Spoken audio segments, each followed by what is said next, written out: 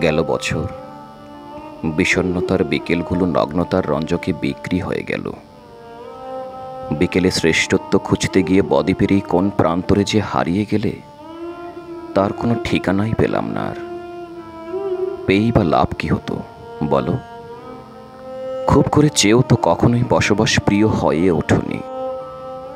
ভুল করে হলেও বিরাগের মলিনতায় গা ভাসিয়েছ। দূর থেকে শুধু দেখেছি, শুনেছি অনেক গল্প কথাও, কিন্তু লিখবার মতো সাহস হয়নি। যে গল্পগুলো কেউ বইয়ের মাঝে পড়তে চায় না, সেগুলোই হয়তো একান্ত নিজের কষ্ট। তুমি কষ্টকে ব্যবহার করতে পারতে, আর আমি কষ্টকে তৈরি করতে পারতাম। তুমি দুঃখ বলে শুনিয়েছিলে যেসব, পরে বুঝলাম ওগুলো নিতান্তই বিলাসিতা ছিল। মনে আছে, শরীরের উপর অস্ত্র চালিয়ে অপরাধের দোহাই দিয়েছিলে। মনের অপরাধ কি এতটাই নিষিদ্ধ ছিল?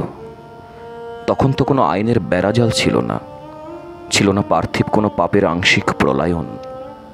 পাপ যখন অস্ত্রের চেয়েও ধারালো হয়, মন তখন বারংবার প্রিয় কিছুকে বিসর্জন দেওয়া শুরু করে।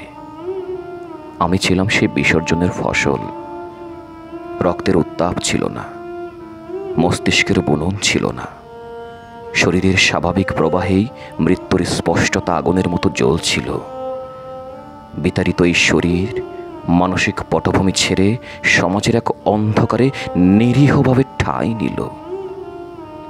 এখনের জীবনমান, জীবনযাত্রা ও জীবনযাপন অস্থায়ী এক কৃত্রিমতায় সাজিয়ে নিয়েছে।